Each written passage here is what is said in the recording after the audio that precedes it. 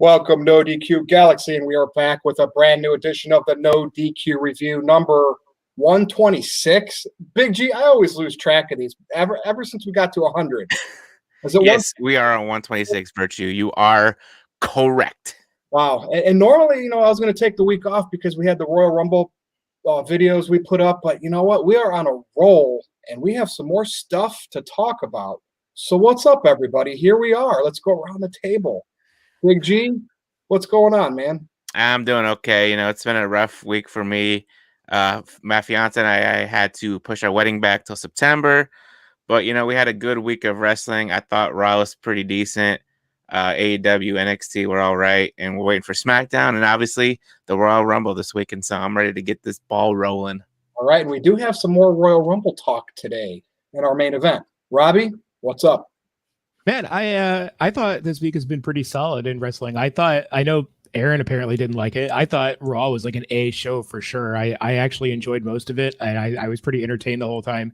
AEW was a close second. I enjoyed most of that. And NXT was kind of like just going through the motions thing. I didn't not like it, but it just didn't really stand out at all. So other than you saying you liked Raw, AEW was a second place for you. Wow. And it was like fairly close to what Raw was. There was just some segments that I think that brought it down a little bit, but overall, like I thought this was a great week for wrestling, and I'm pretty excited for the Go Home SmackDown show. Well, let me break this down while you like Raw. You like the Hurt Business, right? I love the Hurt Business. They beat up Matt Riddle, and then you like the Alexa Bliss thing, and she had she was in the main. Yeah, she was featured in there. The Randy Orton thing was cool. Yeah, it was. I mean, it ended on a high note for me. There was definitely some lulls in the beginning, like some of it was like whatever, but I mean, overall, like a lot of the stuff that happened is stuff that I'm really into right now, and I think are some of the better parts of wrestling. So it's been a while since Robbie Vice has been this excited, and I'm happy. Dude, you're all over Twitter talking about wrestling. It's like, wow. I feel revitalized, man. I feel like it's a rebirth of Robbie Vice right now. 2021. All right, Aaron, over to you. What's up? I like the shirt. Well, thank you. I'm doing pretty well. I'm stoked for the Royal Rumble. We got some interesting news stories to talk about for this week's edition of the review, and I'm ready to get going. Let's do it. All right, so we're going to start with this topic, the Peacock.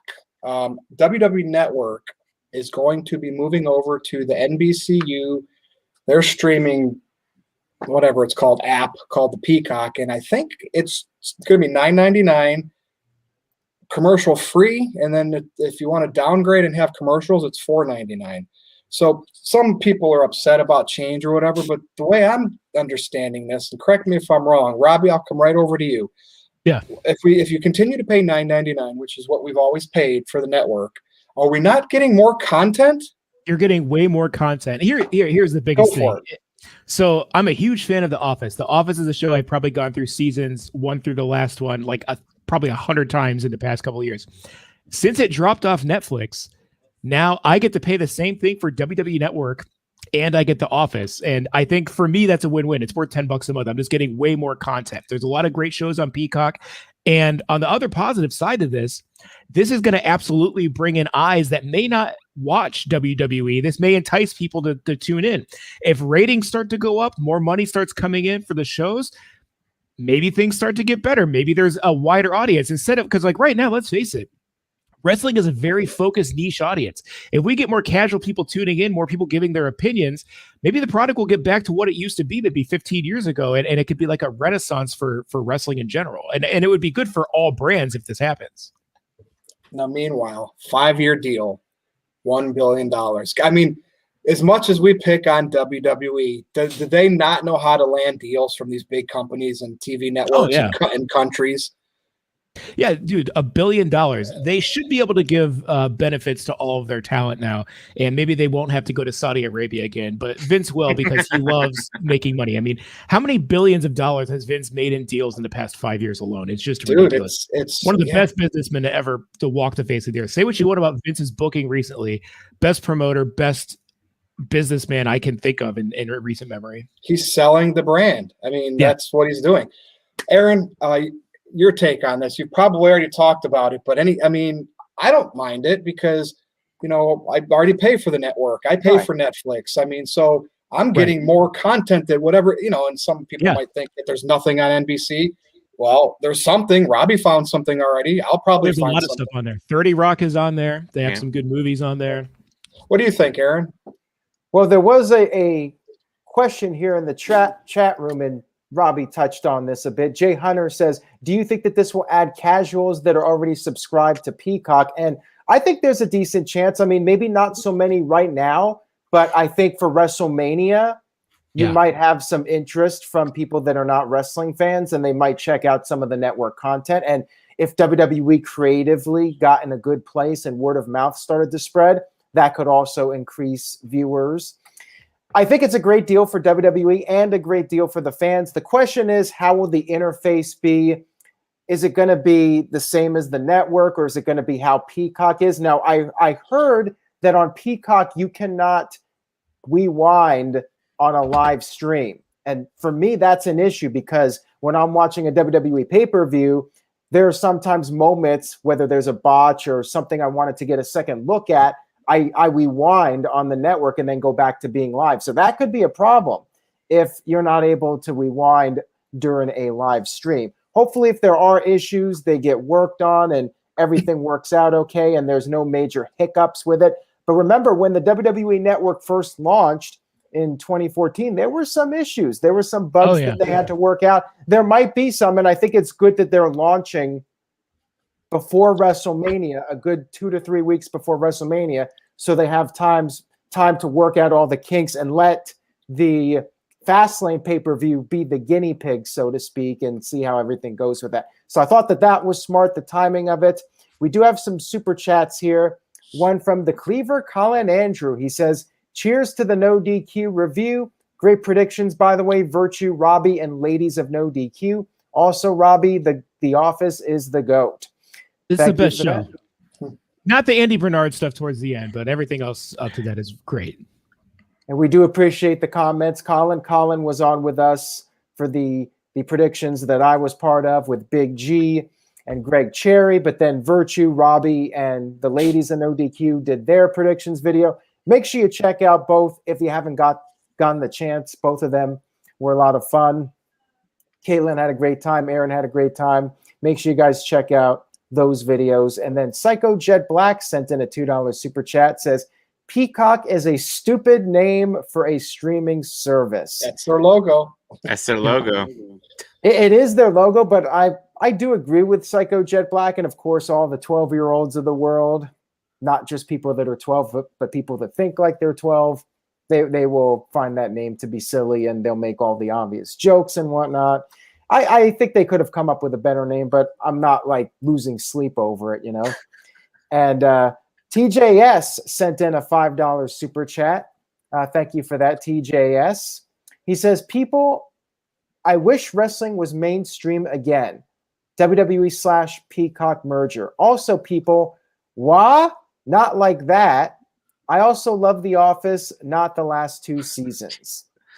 Well, thank you for that, TJS. All right, so Big G, anything you would like to add, or are you just going to do your gimmick and agree with everything that was said here and say that Robbie made some I'm good watching points? you like a hawk this week for some original opinions. So here you go. Have at it. No, You're Mr. TV guru.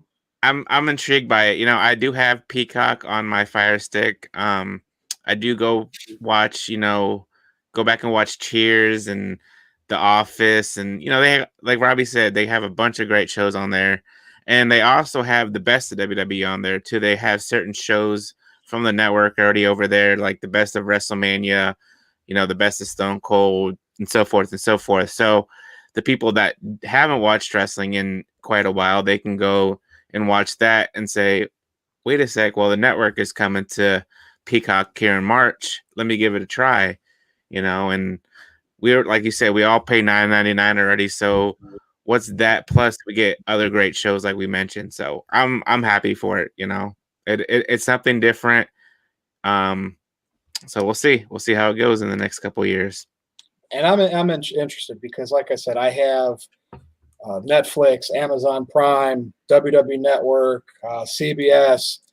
Pretty soon I'm going to cut my cable cord because I'm going to have all these apps that have all this content on it. So moving on. Wait. Yeah, We go. do have another super chat here. Oh, well, actually, this is off topic. So I guess. Well, but we're not on a topic because it's a transition, so go for it. All right, this is a transition. We have a $2 super chat from Sacred Monkey Bone. He says, Keith Lee not on Raw for 2 weeks. What's the tea? I don't know. Your guess is as good as mine. There's winning the Rumble. The obvious reason that, we have no idea if that's the case or not. Could be they just don't have any creative idea for him. It could be as simple as that. Yeah. Hopefully he's at the Rumble on Sunday. I don't think he's going to win if he is in it. Is he officially in the match? I'm not even sure which names are on the lineup or not. He's not? No, I don't think he declared himself for the Rumble. Oh, but I mean, whatever. Yeah. But hopefully he's there. I don't think he's going to win, though. But I'm sure if he is, he'll have a good showing. Anyways, Virtue, let's go ahead. Is WWE content with NXT on Wednesday night? Because they're clearly losing ratings. But like I said from the beginning, they didn't, they were on the network for that NXT show. Now they're getting money from USA Network to have NXT on cable, and they're eating into Dynamite's ratings. Dynamite has not been able to hold over 1 million viewers, and I think the plan all along was to keep them from doing that, even though they're losing.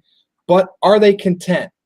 Big G, on the Wednesday Night Wars, is NXT content with where they're at, especially losing every week, doing 550 to 650,000 people? I think they are. I think Triple H is happy with what's going down there in NXT. It's one thing to be on the network for an hour each week, and it's another thing to be on the USA Network for 2 hours.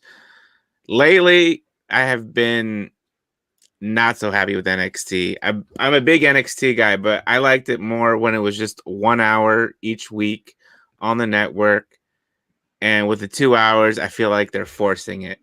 And you're not really you are making stars, but then again, you're not.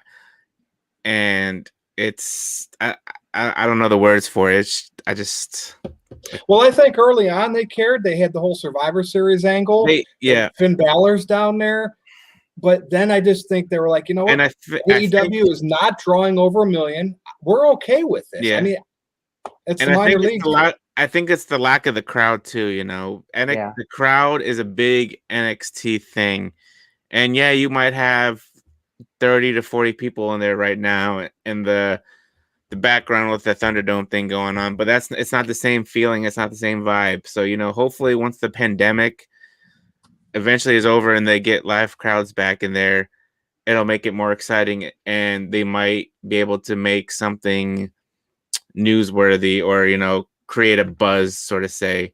Because I feel like, Johnny Gargano and Ciampa are still down there, and so is Undisputed Era, and I think they're going to be down there for quite a while because none of them want to go to the main roster. Because, once they go to the main roster, they're pretty much flushed down the toilet at that point. So we'll see what happens. Like Shayna Baszler? Yes. Now, Robbie, you said NXT was your last ranked show of the ones during the week for the of all the major wrestling shows on TV. What should they do? I mean, are they coasting? Is this good for them? Is that what they should just? Yeah, they don't need to do anything at all because, like you said, this is a developmental territory. I know a lot of people disagree with me and they say it's no longer developmental; it's its third brand. That's the marketing of WWE and how powerful it is to convince people of that. They don't need to churn out star after star from NXT for it to be successful. The fact that they're getting paid now to develop talent on TV, giving them experience, giving them TV time to hone their craft. They got some people out of there like, Sami Zayn, Kevin Owens, who are staples on the main roster. They're going to get great stars that come out of there. So I don't think they need to change anything. They're making money, and that's the bottom line. I also want to go on record and say, realistically, there's no Monday or there's no Wednesday night war. There's not a war. No. A war is like one of these companies is going to go out of business. We just said Vince McMahon just signed another $1 billion deal. This is not a war. Okay.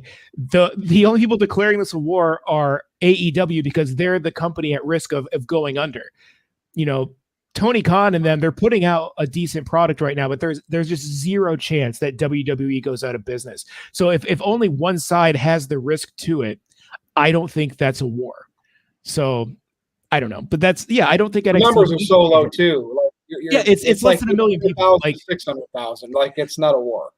That used to be the swing. A back thumb and war, forth. maybe. Well, no, 500,000 used to be the swing between WWE, WCW on a 15-minute basis when they would go back and forth. Now it's the whole show. So no, it's not a war, and NXT is doing everything fine. They're getting paid to develop talent. They might get a few diamonds out of it, and I don't see how that's not a win-win for Vince McMahon and WWE. Okay, but it's the least entertaining out of the three. Yeah, and like I said, Aaron, NXT used to be like this thing where, at least the takeover events, you knew what you were going to get, but you were going to get those matches. It felt fairly exciting. Now that it's kind of been exposed on TV for 2 hours every week, because it used to be an hour on the network, right, Big G? Yeah. It just feels like NXT is just another show now. Aaron, what do you think? Yeah, it pretty much just is another standard 2-hour wrestling show in an oversaturated market. And the thing about the old NXT now, I'm going to be totally honest with everyone. I did not watch the 1-hour NXTs on the network. I only watched the takeovers. I think that what people liked about that version of NXT was the fact that it was just 1 hour, though, and the fact that it was building up talent. People liked it because it was different. Now NXT is just your standard show, and it follows a similar format that we see with Raw and SmackDown and even AEW. It's just too much wrestling content now, and the NXT television show lost what made it special prior to moving to USA Network. I don't see anything changing. It'll be more the same thing. The purpose of it is, quite frankly, to keep AEW's numbers from going up too high. Yeah. That's the way it is now. We do have a few super chats here. And yes, Colin Andrew, I would like to see NXT move nights just so it would be easier on me and I could go back to doing the weekly NXT recaps. And I would watch NXT. I just cannot handle watching both the same night. I don't think that would do much for the brand itself, though. I mean, if NXT moves days, that just means AEW will get 1.1 million on Wednesday and NXT will get 1.1 million on Thursday. Because that's the size of the crowd that watches it. I guess it would be convenient for us, for review's sake, but I don't think it would do any favors to the companies themselves.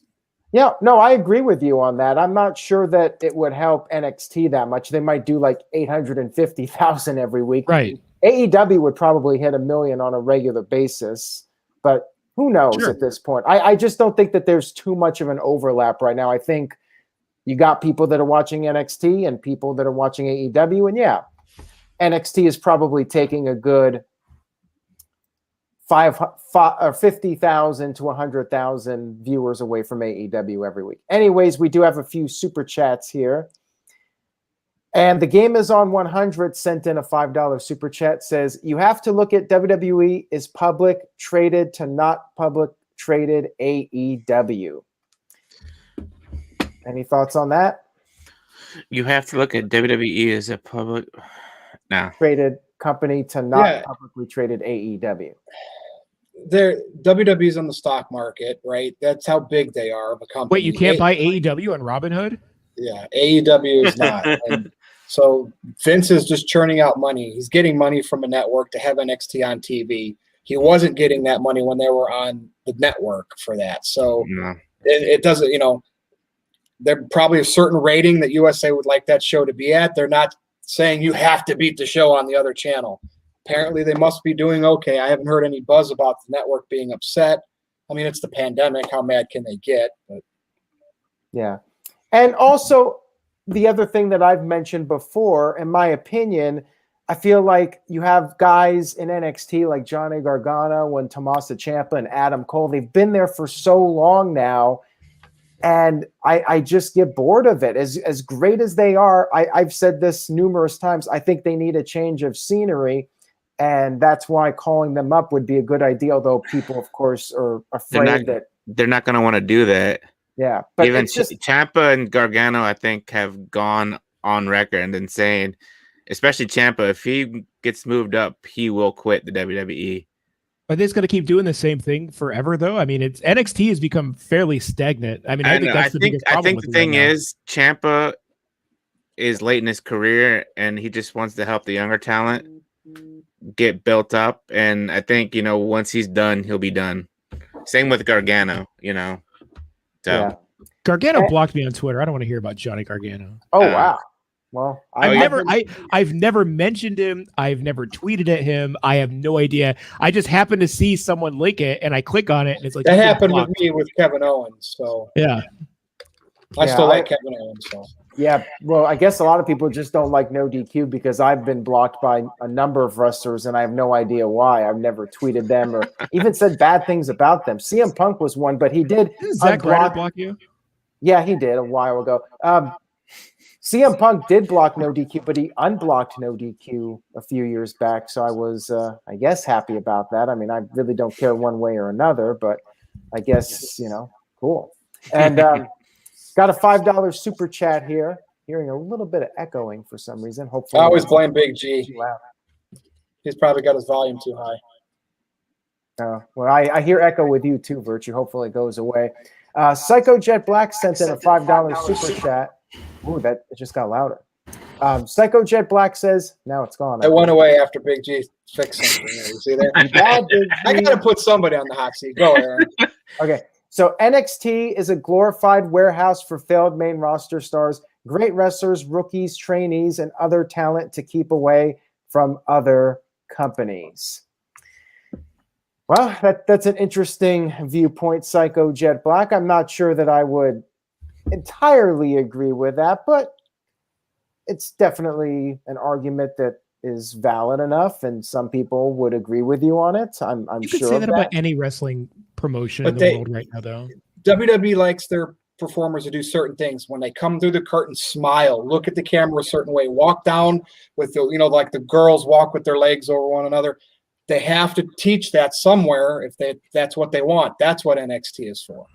Yeah, and it was a case before where WWE was just trying to sign as many people as possible to prevent them from going to AEW.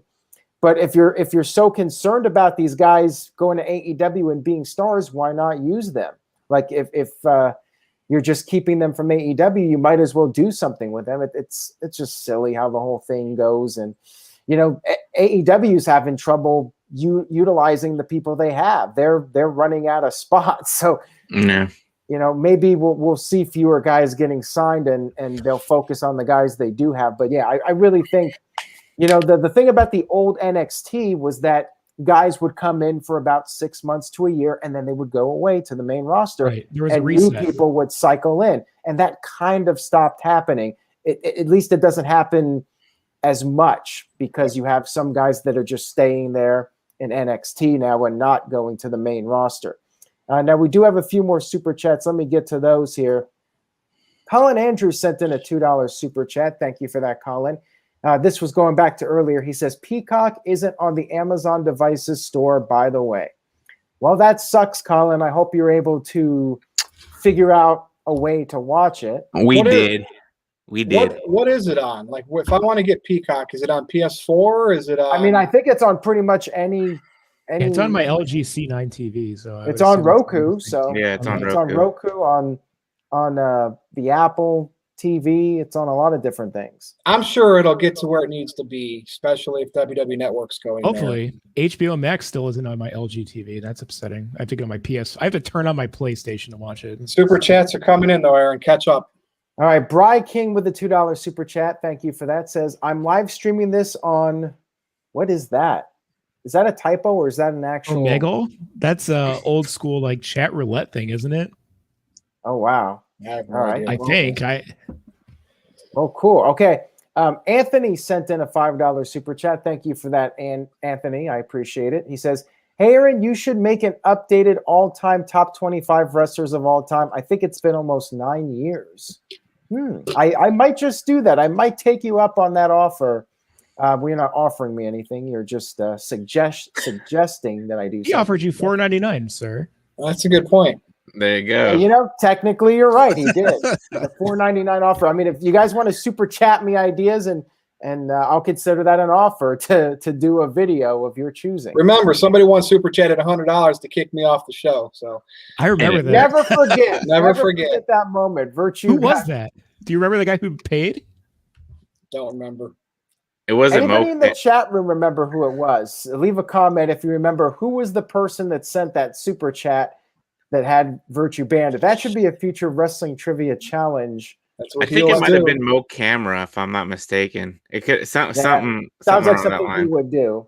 Anyways, I think we're caught up now. All right, AEW here. You know, Tyson was on for a minute several months back, and that didn't really materialize. Obviously, there's no people in the crowd, and he went on to do his record-breaking pay-per-view event or whatever that was. But now we're going to have Cody potentially here versus Shaq. Now, Shaq's on TNT, TBS, the NBA stuff, so it's all interpromotional here. It makes sense. But what's everybody's take on that? And if it happens, can Cody pull this off? Shaq's been in the WWE before. He's pushed some people around, but nothing major. Zeus wrestled back in the day. He was an actor, big guy like Shaq. Rest in peace, by the way. So what's everyone's take on that? And then Sting's use so far, because him and Darby Allin are breaking windows in old abandoned buildings. Big G, I'll start with you. Yeah, the whole Shaq and Cody thing, I'm not really digging. We'll see what happens. Why not? I mean, we haven't really seen Shaq do anything in the ring in the WWE, especially the past couple times he was there. He shoved the cup. I think he shoved the Big Show, and that was it. And you know, he was on an episode. He was a guest host on Raw, like way back when they had the whole guest host thing, and he really didn't do anything either. And I think this right here is just basically to build up Jade and Red Velvet. I'm sure, you know, they'll have a mixed tag team match at Revolution in March.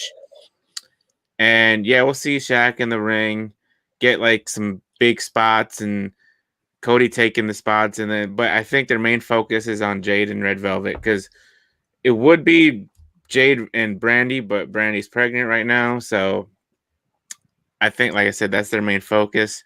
The whole Sting thing, I'm digging it. You know, they're using him to a minimal. They're not really over. He's been there every single week, but he just comes out there and stares with his bat and talks a little bit here and there. And I think with the whole street fight thing, I think it'll be a cinematic match for the most part, and Sting won't have to do as much. Like, I think we talked about it a little bit last week when they announced it. You know, Darby Allin will take most of the beating and do most of the stuff, and Sting will do what he can, drop a Scorpion Death Drop on the Cage and Ricky Starks, and go from there. Now, Robbie, that building that Sting and Darby Allin were in, that's like something when I used to do the backyard wrestling, we'd look for stuff like that so we could do our skits and stuff in front of that. What's your take with that? First of all, that looked like where they filmed all of like the segments for WWF Warzone back on the PlayStation, that like industrial thing like that. So it actually kind of gave me a little nostalgia pop for it. Look, with Shaq and Cody, why not? Right? I mean, we've had crazier things in wrestling. Shaq is at least entertaining. He can cut a promo.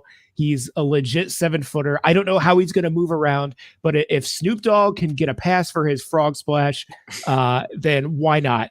Cody's a good enough worker. And I think, so this is what realistically, that match when it happens is going to be Cody doing most of the heavy lifting, maybe Shaq's going to get the hot tag and take Cody out at the end. There's probably going to be interference. This is not going to be a straightforward match. There's going to be shenanigans in it. It should be a 3-on-3 basketball where it starts as a basketball game and then turns into a fight. Like the Viking Raiders thing where they just start doing tons of craziness in that cinematic match. But you got Shaq involved with this one, though. But Shaq's entertaining.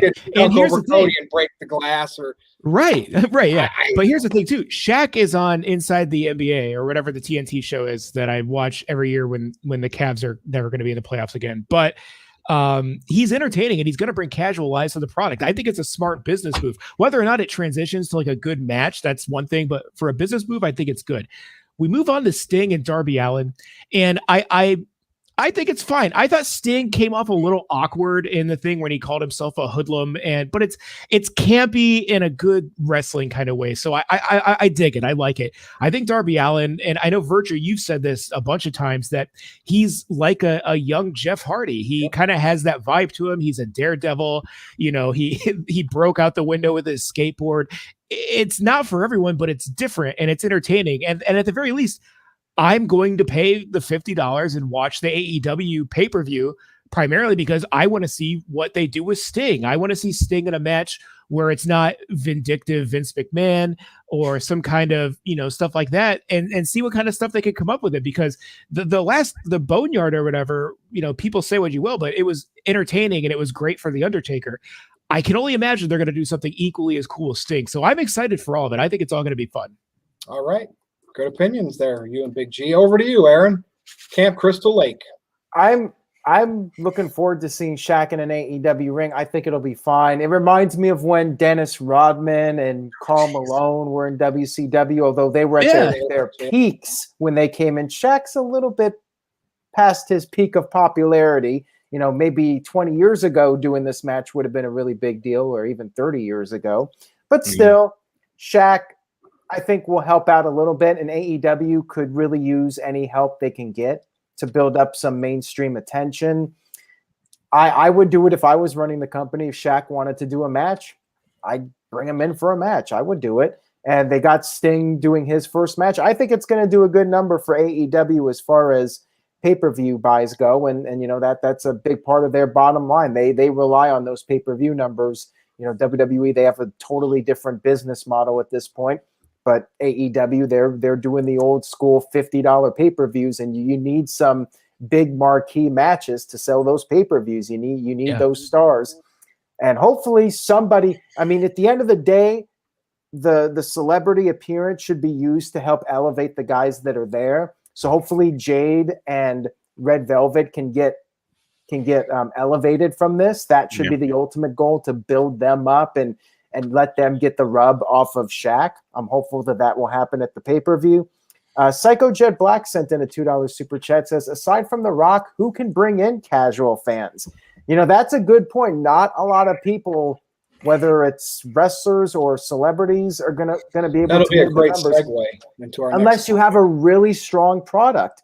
When Steve Austin was red hot, Mike Tyson helped bring more eyeballs, but because Steve Austin was so hot, that really helped WWE. You look back a couple years earlier when Lawrence Taylor came in, he did not move numbers for WWE because the product was cold. He got some attention from the mainstream for WWE, but didn't translate into people sticking around with WWE after that WrestleMania event. Anyways, I'm cool with Shaq doing the thing at the Revolution pay-per-view, and I'm fine with Sting doing the cinematic match. It's a way to protect him, and as long as he doesn't get hurt, I'm cool with whatever they do. So we do have a transitional super chat. So Virtue, when you're done with your thoughts, we can. And I have one AEW thought before we move on from AEW after you're done, Virtue. No, I want to see where this leads with Shaq, and if this is, again, he's on TNT, he's in that family of the network that Dynamite is on.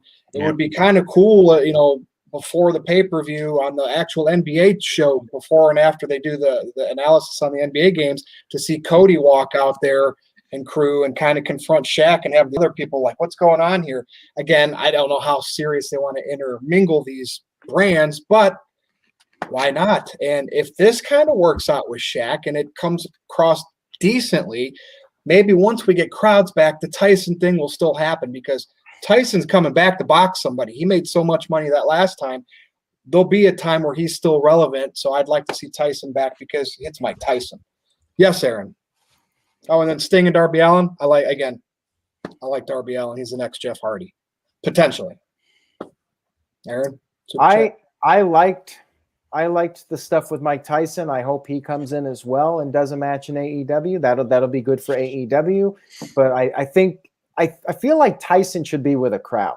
With Shaq, I don't think it's as big of a deal. It would be nice if he had like a full-size crowd. But with Tyson, Tyson's Tyson's Tyson, and I think with him it would be more special if it was with an actual crowd. Now the transitional super chat here from Profound Image with $5. Thank you for that. Says, by chance, do you guys think that Carlito will be a surprise entrant and is the reason why he wasn't at Legends Night? Well, he said he wasn't at Legends Night because he didn't want to fly in just to be on TV for 10 seconds. Now the question is, would he fly in, be in the Rumble, and then be eliminated in 2 minutes? Would he want to come back for that? I feel like we're probably not going to have a lot of surprises, which is why we really didn't. I'm not sure if you guys touched on it. I don't recall if you guys did or not, but we didn't talk much about surprises in our video just because I don't think there's going to be that many. If anything, we'll get like Rhea Ripley and Damian Priest in the Rumble matches and some NXT guys, but I don't think we're going to see a lot of legends. Maybe Booker T, because the guy that does the Booker T song is going to be performing. That might be a little clue right there that Booker T is going to do something. But beyond that, I'm not expecting too much in surprises. So anything that we do get will be a surprise, I suppose. True. So before we move on, before we move on, I want to get this out there before I forget. And we do have another super chat. Is everyone going to bring up the best thing that happened in AEW the past few weeks? Is that Jungle Boy has Tarzan Boy by Baltimore as his entrance song? I just think that was I like great. that. That was cool. It's perfect for him. The crowd chants it. It's exciting. That's all I had to say. But good point. Good point out. And to respond to Darkside Caster on Twitch regarding media coverage for Shaq, at least not yet, but nothing is official. Once Shaq officially confirms it, we'll see if he does some media appearances and if outlets will pick it up. But I think some will, like TMZ and some of those sites will cover it. The question is, how much coverage will they get? ESPN will probably cover it. Oh yeah, the major sports channels would definitely. Yeah. So the other €5 super chat here from Adrian. I'm hearing my echo again. Is anybody, hold on a second, Aaron. Is anybody watching on your phone the actual show? No. So say turn it off, because sometimes if your volume's not all the way down, that's what the pickup of the echo is. Okay. All right. Adrian sent in a €5 super chat. Says, sticking with the AEW theme, I agree with Moxley. SEX in the morning is a great way to start the day. There you go. You heard it. Ding, ding, ding, ding, ding, tap out. I do hear an echo too. That's weird. I'm going to move on. Sorry, I'm more distracted by the echo. Yeah. Anyway, Conor McGregor, right? So we're talking about this, trying to bring other fan bases' eyeballs in. Now, let's go back to Ronda Rousey. She might not have necessarily moved the needle in a huge way, but her being there got the women into the main event of WrestleMania and got them their own pay-per-view. Conor McGregor's a pretty charismatic and flamboyant guy, and he just lost another UFC fight. I'm just saying maybe he won't come in like Ronda Rousey, but is there any stock and interest for like WrestleMania and maybe with a crowd?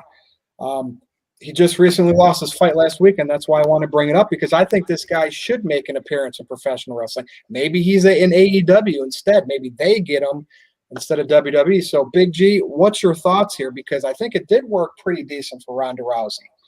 Yeah, I thought it worked pretty good for Ronda too. She had a decent run with the women's title. I think it would work great for Conor McGregor too. He could have a one-off against Drew McIntyre or Sheamus or somebody at WrestleMania. But the thing is, does he want to do that? Yeah, he lost his fight, this past fight in UFC. And I think I read he wanted to do another fight with this guy. I'm not too sure. So we'll see what happens. It's cool to, like, the whole Tyson Fury thing, though, I didn't really dig. But I think with Conor McGregor, I think it'll be interesting. He'll stir up some controversy. So we'll see if it happens. If it happens, awesome. If it doesn't, there's always other big names out there that are willing to, do the one-off with WWE or AEW or whatever wrestling company out there. Bring him into NXT, Finn Balor. There's a feud for him. There you go. The Irish dudes. Robbie, what do you think about? You had Pat McAfee down in NXT, feuding with Adam Cole, and he's a former punter for the Colts. So, why not bring Conor McGregor down there? And Conor McGregor Ciampa in the fight pit. There you go. Robbie? Strongly disagree with you, Big G. I think if Conor McGregor makes it into wrestling, he should absolutely go to AEW, where I think he would be much better received. They would be able to promote that on TNT for one, which I think again would be huge for that cross promoting thing. And the second thing is let's not mince words here. Conor McGregor is 5'9", and WWE guys are on average much larger, and I think that it would look more believable. And AEW they don't really have any of that superstar thing. You know what I mean? I think they could really use that. And he's obviously going to cut some great promos. And it's something different that we haven't really seen in All Elite Wrestling. I think he could set the bar for what AEW does in the future, because if he's been paying attention, like you said, the Tyson Fury thing was awful. He didn't really get to showcase his personality too much. He really wasn't there. The Nate Diaz thing flopped. I mean, I don't think they have a great track record with celebrities in WWE, whereas AEW, I'm fairly certain that Tony Khan will pay him, and he's going to give him a lot longer leash to say and do pretty much whatever he wants. So I think I would much rather see him in AEW than NXT or WWE in any shape or form. Aaron? Not interested. Yeah, I pretty much have no interest in Conor McGregor. However, I could see his value if he worked in WWE. AEW, I guess, but I could see him coming in and doing something like what Floyd Mayweather did at that WrestleMania. That's what I was thinking. I think you would need to put Conor in with a big guy. Like, I don't see the value in him fighting somebody from AEW because 90% of the roster is like the same size as him. I want to see him in WWE with a giant, Strowman. Like the Big Show. Strowman. Well, we already saw Tyson Fury versus Strowman. Although Tyson Fury is a much larger man. But, I'd love to see Conor McGregor against, a Drew McIntyre or something like that. I think that could be a pretty big marquee match for WWE. But yeah, personally, I have like no interest in it. And we do have a transitional super chat here if you're ready for it. Yes, and then we're going to go into the main event, which is Royal Rumble related, which is fitting for where we're at this weekend. And Jose Garza says 205 Live needs McGregor. Well, there you go. Oh, jeez. It was never the same when Enzo left. Yeah, I just feel like anything other than like a big match with a top WWE name is like too beneath Conor's star power. Like, with all due respect to AEW, I just think like he needs to be in there with a top WWE guy, because then like people will just laugh at it. Like, if he went to AEW, with all due respect to AEW, if you were somebody who was not an AEW fan and Conor McGregor showed up in AEW, they would be like, well, what's up with these guys? Like, none of these guys look intimidating, and wrestling's fake and all that stuff. And, at least with a guy like McIntyre, your non-fans can see him and say, well, this guy's a pretty big dude, so he might give McGregor a run for his money, people that are more casual viewers. Strongly underestimating how popular Conor McGregor is, though. And I feel like that MMA crowd could easily transition into a pro wrestling crowd if they had a reason to do it and someone to root for. I mean, look, Virtue brings it up all the time. Look at all the eyes that Ronda Rousey brought in. Yeah. And I don't think she was nearly as popular as Conor McGregor, So I would argue that I think having Conor McGregor come in and win the AEW championship over the course of 2 to 3 weeks and just kind of run through the roster for a while until a big storyline happened, I think that would be major news in ESPN.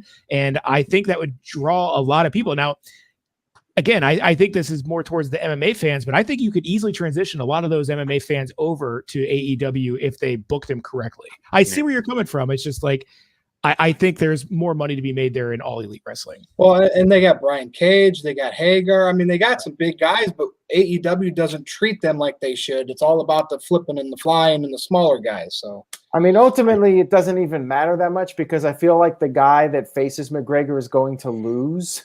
Right, exactly. So whatever, you might as well put him in there with a Kenny Omega and have Omega do the job. But I don't know. Psycho Jet Black sent in a $2 super chat, says McGregor versus Sheamus in a Lucky Charms on a pole match. What? That'd be a nice fight, though. I mean, legitimately, jokes aside, Sheamus and McGregor. Yeah, I would not mind that one. That one could be okay.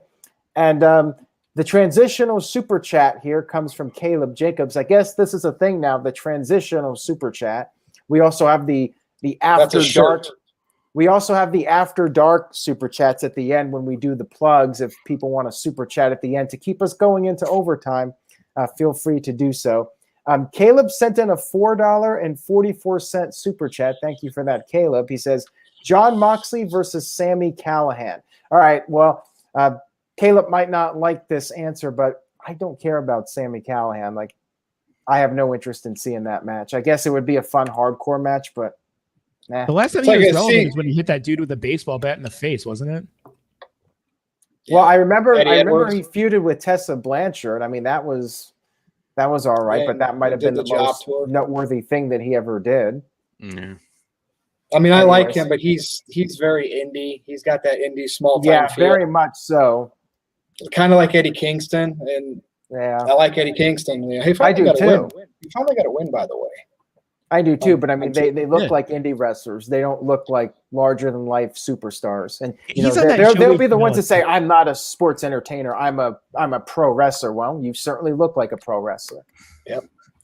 Okay, well, good chat there so far. And here's the echoes back. But I'm going to start, and we're going to talk about the Royal Rumble again, because the news, and again, this is news, rumors, I always see people fighting on the internet who really broke it, stealing news from who.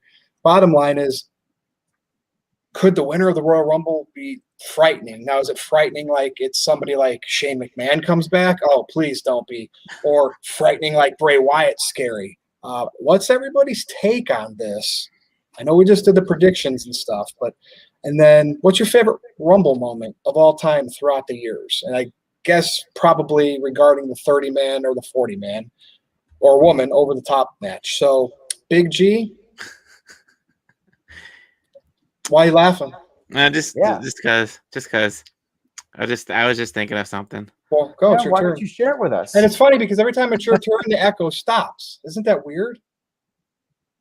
I guess. I don't know. Anyways, so this whole frightening thing with the Royal Rumble, we'll see what happens. I mean, it could be the Fiend. It couldn't be the Fiend. We could have, some screwy finish where they have a tie again with the Royal Rumble winner. What were you thinking when you were laughing? Like, what was that thought? You had something going. Just the whole Royal Rumble thing going in my head. I'm weird like that. I think stuff like that. Anyways, I lost my train of thought. Oh man, how can you lose your train of thought? It's the main event. We're live, pal. Do you have ADD? Do you have ADD? No, it's okay if you do. I don't know. Anyways, the whole frightening thing. Like I said, we'll see what happens. I'll be intrigued by it. They could just be pulling our strings and making us think something will happen, but it won't. Like I said, it could be a screwy finish. It could be the Fiend, so we'll see. And my favorite Royal Rumble moment, 92 when Ric Flair won, one of the greatest Royal Rumble matches, I think. So that was before you were born. So that was your favorite moment. Nice. Wow. And so that was courtesy probably of the WWE Network, right? Which will be on Peacock. All right, Big G, take a break. You're sweating. I can start. It's your eyebrows are glistening. Robbie. So my favorite Royal Rumble moment of all times is the outcome of the 1999 Royal Rumble when Mr. McMahon comes in and does the screw job. I believe he threw Austin over to win. And it was shocking. It was peak Austin McMahon storyline. And I ate it up. I was a huge fan of the heels. And it was a moment that I remember watching it with my dad and a couple of my buddies, and all of us just sat there and it was a big holy shit moment. And it was nuts. I mean, and that was one of those swerves that I just did not see coming, because I was like, what was I was like 15 or something like that. I was there at the Arrowhead Pond for that show. I was there in person. I was there with my dad, and they were fighting up in the crowd. If you watch the match, Austin and McMahon were up in the crowd, and they knocked over our $5 popcorn. And we always joke that Vince McMahon owes us $5 for that popcorn. And when Vince won that match, people were so pissed off. They were littering the ring. Like they were ticked off at that. And I look back and I kind of hate that whole ending because Austin was such an idiot with his back turned. It was stupid babyface. You know, he's got his back turned to Vince, and it felt like it was going on for so long. Where he's just standing there looking at The Rock and Vince dumps him over. I kind of hate it looking back at it, but at the time, like people were so mad. Like, and for that, I could appreciate it because Vince got some really legitimate heat from those fans that night. Anyways, go ahead. So if we want to talk about someone's predicting a scary booking, and then someone tweeted it at you, Aaron, and you retweeted it, is that Goldberg loses his match, but then enters the Royal Rumble and wins. And I don't know, or the Shane McMahon thing would be just terrible.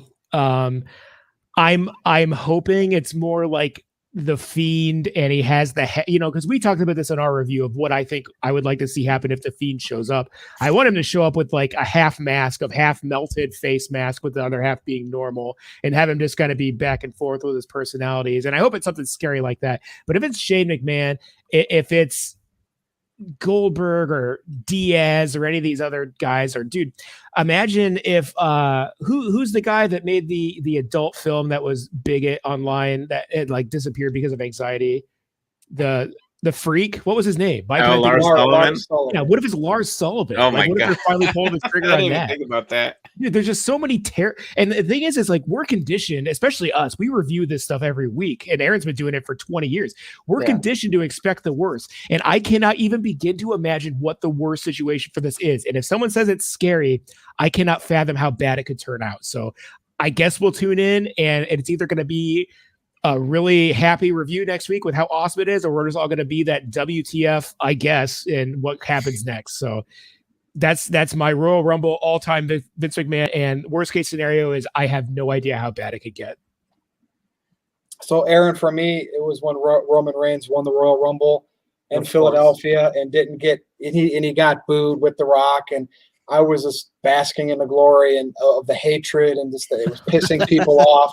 And it's tough because Jericho had a great comeback. I mean, like Big G said, the Ric Flair win. There's a lot of great Royal Rumble moments. Yeah. But, definitely Roman in Philadelphia. Now, the scary thing, I think it's a red herring. I think that it's not going to be anything. I think it's just gossip and hearsay online planted out there just to create a buzz of people talking about it. So whatever they do give us, it's not going to be frightening, right, booking, so people won't be disappointed at what it ends up being. I think they're trying to save what they're actually doing by putting a red herring out there. That's what I think. I hope. I'm still going with Daniel Bryan, baby. So anyway, Aaron, what's your thoughts? I'm scared it's going to be that scenario where Goldberg loses and, like I mentioned, maybe Miz cashes in Money in the Bank and takes the fall, and then Goldberg was like, I got screwed, so hell, I'm going to enter the men's Royal Rumble. He wins it, and then we get the Reigns versus Goldberg match that we were supposed to have at last year's WrestleMania. And WrestleVotes is pretty good when it comes to a track record of being accurate with news. So I feel like they probably get it from other people that are accurate. So no, they've broken some stories that were legitimately out before anybody else said anything about it, whether it's Meltzer or anyone. There's other people out there. They got a pretty good track record, is what I'm saying.